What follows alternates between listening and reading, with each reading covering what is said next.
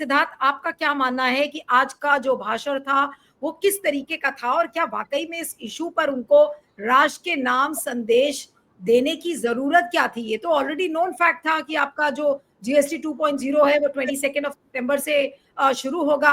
तो आज किस लिए वो राष्ट्र का नाम संदेश दे रहे थे? और जब वो जैसे ही मोदी जी के बारे में आता है कि वो राष्ट्र के नाम संदेश देंगे तो लोगों की आस बढ़ जाती है, लोगों को डर भी लगता है कि कहीं ऐसा ना हो कि कोई अनाउंसमेंट हो। थैंक गॉड अनाउंसमेंट नहीं हुआ, लेकिन ऐसी कौन सी नई बात कह दी? और कुल मिलाकर भाषण के बारे में आप क्या कहेंगे? उस 28, 29, 30 मिनट में मोदी जी ऐसा कौन सा तीर मार गए आज? जी प्रधान जी का कंटेंट पर तो बाद में आते हैं। जिस समय उन्होंने शुरू किया, मैंने जानबूझ के अपने कंप्यूटर पे दो विंडो खोल लिए। डीडी न्यूज एक है, भारत का राष्ट्रीय चैनल है, और प्रधानमंत्री जी का खुद का अपना यूट्यूब चैनल है, दोनों खोल लिया।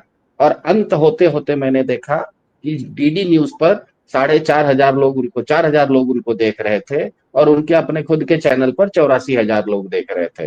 तो इसका मतलब इस देश की जनता उनको सुनना देखना पसंद नहीं करती है, यह अपने आप पता चल गया। ये लाइव की मैं बात कर रहा हूँ, उसके बाद तो लोग देखते जाएंगे, यूट्यूब पे नंबर्स बढ़ते जाएंगे। एक लाइव नंबर होता है। तो वो लाइव की स्थिति ऐसी है कि इस देश के डीडी न्यूज चैनल जो राष्ट्रीय चैनल है, और प्रधानमंत्री जी का अपना खुद का चैनल, दोनों मिला के भी 1 लाख लोगों ने उनको नहीं देखा। मुश्किल से एक में 84,000, एक में 4,000 लोग देख रहे थे। तो यह देख के मुझे लगा कि जनता ने यह समझ लिया है कि ये कोई हारता हुआ जुआरी जब अपना अंतिम दांव खेलता है तो उसके पास पैसे बचे नहीं रहते, तो अपने जेब से फटा पुराना नोट निकालता है अपने पर्स से और उसको लगा देता है कि चलो भैया अंतिम दाव मेरा ये है।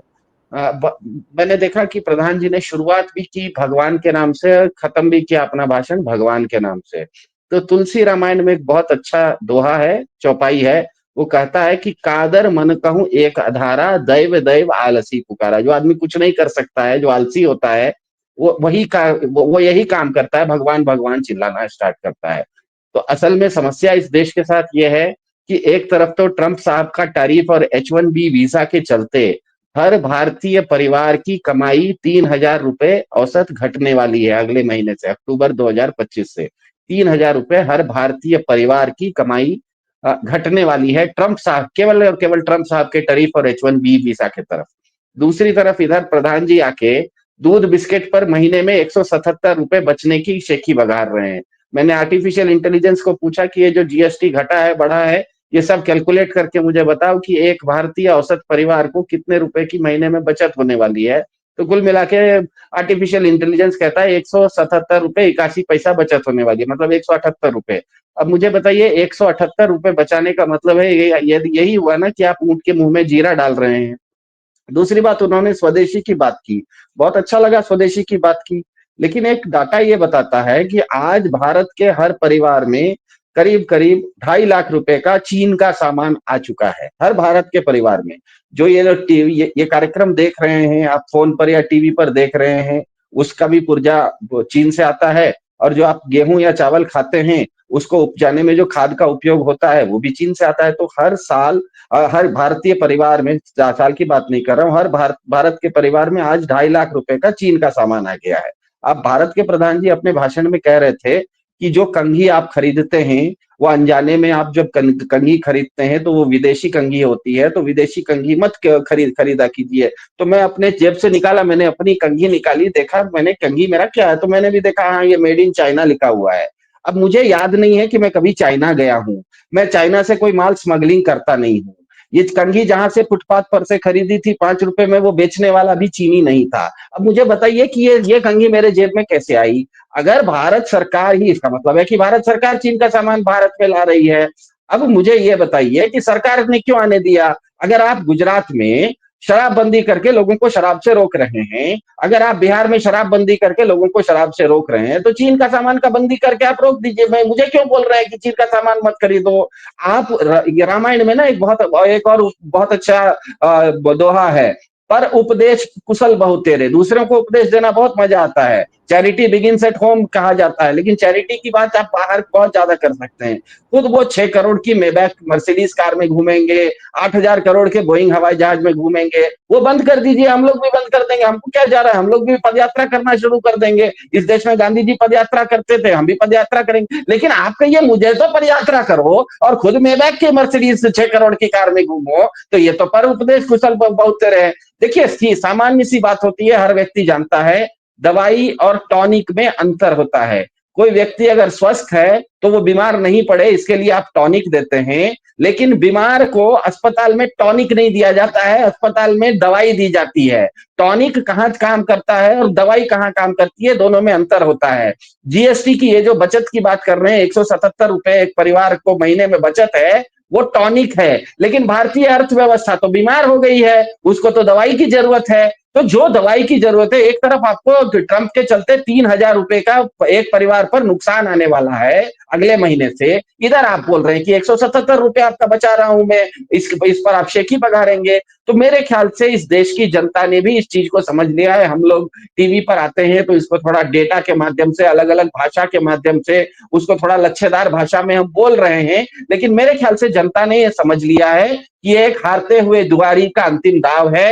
वो जेब से फटा पुराना पर्स से निकाल के, जो पुराना 10 साल पुराना कोई 10 रुपए 20 रुपए का फटा हुआ नोट है ना, वो भी निकाल रहा है, कह रहा है कि चलो भैया ये मेरा अंतिम दाव है, ये मेरा अंतिम दाव पर वो निर्भर हो गए, ऐसा लग रहा है। क्योंकि जिस तरह की, एक तरह से सच पूछिए तो ये ऐसा हो गया है, ट्रंप साहब ने जिस तरह से अर्थव्यवस्था पर मार की है, वो एक तरह से आप ये कह सकते हैं कि किसी व्यक्ति के सर में चोट लग गई है। आप सर में चोट लगी है और उसको आप कहिएगा कि बाल कंघी ठीक से करके चलो, अरे भैया सर में चोट लगी है, उसको ऑपरेशन करना पड़ सकता है, उसकी दवाई दारू करनी पड़ेगी, अस्पताल ले जाओ उसको। आप सर में चोट लगी है, वो लहूलुहान है, सर से खून बह रहा है और आप उसको कंघी दे रहे हैं कि भैया अच्छा से कंघी कर लो। तो मेरे ख्याल से ये लगने अब लगा है कि प्रधान जी खुद भी सच्चाई से मतलब मुंह मोड़ चुके हैं। वो सच्चाई के बारे में, वो सच्चाई को वो फेस करना नहीं चाहते। और दूसरी बात यह है कि इस देश की जनता, और इस देश की जनता जब मैं कह रहा हूं तो उसमें भाजपा के समर्थक भी हैं, क्योंकि भाजपा के समर्थक भी अगर वो टीवी पर उनको आप देखना नहीं चाह रहे, वो लाइव पर उनको पसंद देखना नहीं चाह रहे, इसका मतलब ही यह है कि वो एक घर के ऐसे बुजुर्ग की तरह हो गए। हमारे घरों में होते हैं 100 साल के 90 साल के बुजुर्ग होते हैं, हम लोग सम्मान बहुत देते हैं, बात उनकी नहीं मानते हैं। मान बहुत है उनका, उनको सम्मान बहुत दिया जाता है, लेकिन उनकी एक भी बात कोई मानता नहीं है। मेरे ख्याल से इस तरह की स्थिति में आ गए हैं प्रधान जी। जो आज हुआ वो बिल्कुल इस चीज से स्पष्ट हो जाता है। एक अंकित मयंक नाम के यूजर हैं, उन्होंने लिखा है, सब उनको जानते हैं। Self goal by Modi ji, so PM Modi has announced GST बचत उत्सव from tomorrow, so is he indirectly saying that 2017 to 2025 was GST लूट उत्सव? ये पहला। दूसरा, एक बड़ा मजेदार सा मीम भी बन गया है कि from now on Modi will use made in India products, he will travel in देसी पुष्पक विमान डिचिंग हिज 8000 और बोइंग 777। और ये देखिए मोदी जी की उड़न खटोले में तस्वीर इस समय वायरल हो रही है कि मोदी जी कल से आज से ही उड़न खटोले में जाएंगे। ये देखिए, ये सब लोग देख सकते हैं मोदी जी उड़न खटोले में बैठे हुए, ये तस्वीर काफी वायरल हो रही है। सिद्धार्थ क्या कहेंगे, बोलिए जी। देखिए जो आप ट्विटर दिखा रहे हैं, ये देख के तो लग रहा है कि ये मास्टर स्ट्रोक कम है और मास्टर जी को स्ट्रोक ज्यादा लग गया है। एक हिंदी में कहावत है कि स्ट्रोक लगने को लगवा लगना कहते हैं, तो मास्टर स्ट्रोक कम लग रहा है, या मास्टर जी को ही स्ट्रोक लग गया ज्यादा लग रहा है। देखिए बहुत अच्छे से देश पांडे जी ने समझाया। वो होता यह है कि किसी को भी ना अपनी संस्कृति को पहले समझना होता है। भारत की संस्कृति विचार प्रधान संस्कृति नहीं है, आचार प्रधान है। क्योंकि विचार तो विचार होते हैं, आप कुछ भी सोच सकते हैं, उसको अच्छी शब्दावली देके लच्छेदार भाषा में कुछ भी बोल सकते हैं। भारत की संस्कृति विचार प्रधान नहीं है, वो आचार प्रधान है। इसका सबसे जीता जागता उदाहरण राम जी का वनवास है। वैचारिक रूप से उनको जाने की जरूरत नहीं थी, लेकिन आचरण के लिए उनको जाना जरूरी था।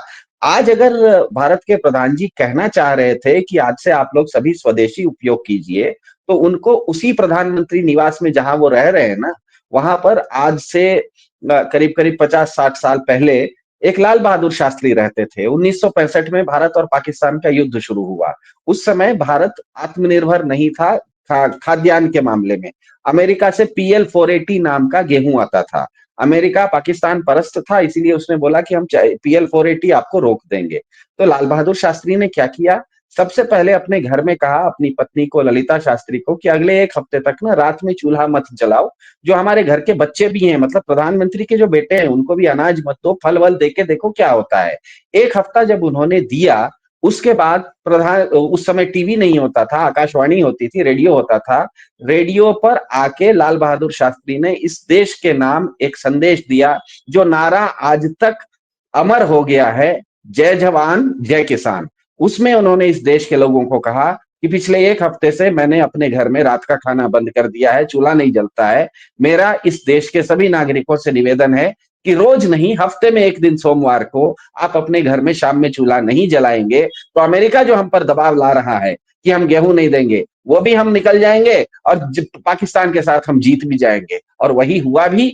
जय जवान जय किसान एक नारा नहीं था, वो आचरण था, और उस आचरण के चलते 1965 का युद्ध भी भारत जीता। उसके बाद जो हरित क्रांति हुई, उसके चलते आज भारत अनाज के मामले में तो कम से कम दुनिया में किसी देश पर निर्भर नहीं है।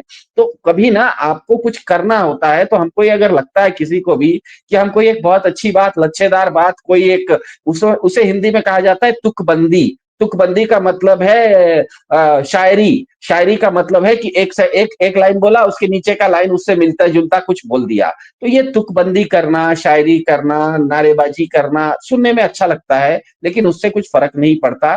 फर्क पड़ता है तब जब आप लाल बहादुर शास्त्री के तरह भारत के प्रधानमंत्री होते हुए सबसे पहले अपने घर में 1 हफ्ते तक खाना बनाना रोकते हो, अपने बच्चों को भूखा रखते हो, और जब वो सफल हो जाता है वो प्रयोग, तब देश के नाम संदेश देते हो कि देश के लोगों, एक शाम का भोजन बंद कर दो। और वो होता है तो पूरा का पूरा आप उस देश, आप वो युद्ध भी जीत जाते हो और हरित क्रांति भी ले आते हो, और आपका जो नारा था जय जवान जय किसान, वो अमर भी हो जाता है। तो मेरे ख्याल से ऐसे ये खुद उसी कुर्सी पर आज बैठे हुए हैं, जिस कुर्सी पर बैठे हैं, जिस घर में रह रहे हैं, उसी घर में से ये सब हुआ है। उन्होंने ये सब नहीं सोचा। वो कह रहे हैं कि मैं तो मेबैक की 6 करोड़ की कार में घूमूंगा, लेकिन तुम लोग पदयात्रा करो। मैं तो बोइंग हवाई जहाज में घूमूंगा, तुम लोग हवाई चप्पल में खुश रहो। तो इस तरह की बातें मेरे ख्याल से इस देश की जनता अब नहीं मानेगी। इसीलिए इसका प्रमाण ये है कि वो जब टीवी पर आते हैं, प्रधानमंत्री होके देश राष्ट्र के नाम संदेश देते हैं, वो भी इतवार को देते हैं, छुट्टी का दिन देते हैं। उस समय राष्ट्रीय चैनल पर 4,000 लोग भी उनको लाइव नहीं सुन रहे होते हैं। उनके खुद के यूट्यूब चैनल पर 84,000 लोग भी उनको नहीं सुन रहे होते हैं। इसका मतलब ही है कि इस देश ने उनको एक तरह से ये मान लिया है कि हाँ, घर के बड़े हैं, बुजुर्ग हैं, ठीक है, वो जो बात कहते हैं सुन लेते हैं, लेकिन करना जो है हम करेंगे, क्योंकि वो जो कह रहे हैं वो बिल्कुल अप्रासंगिक है। इम्प्रैक्टिकल बातें वो कर रहे हैं, और वो इम्प्रैक्टिकल बातों के चलते ही इस देश की स्थिति इस तरह की स्थिति में चला गया है कि ट्रंप साहब एक तरफ आपके ऊपर टैरिफ और H-1B वीसा के चलते महीने में 3,000 रुपए हर परिवार पर वो ठोक रहे हैं। 3,000 रुपए का हथौड़ा उन्होंने मारा है। उसके बदले आप जीएसटी उत्सव के नाम पर 177 रुपए बचाने की बात कर रहे हैं। इसका मतलब ही ये हुआ कि ऊंट के मुंह में आपने जीरा दिया और कह रहे हैं कि हम इसका शेखी बघारेंगे। ऐसा होता नहीं है। लेकिन और मेरे ख्याल से इस देश की जनता ने भी इसीलिए इस तरह के कार्यक्रमों को, उनके उनके क्या कहते हैं, देश के नाम संदेश को बहुत हल्के में लेना शुरू कर दिया।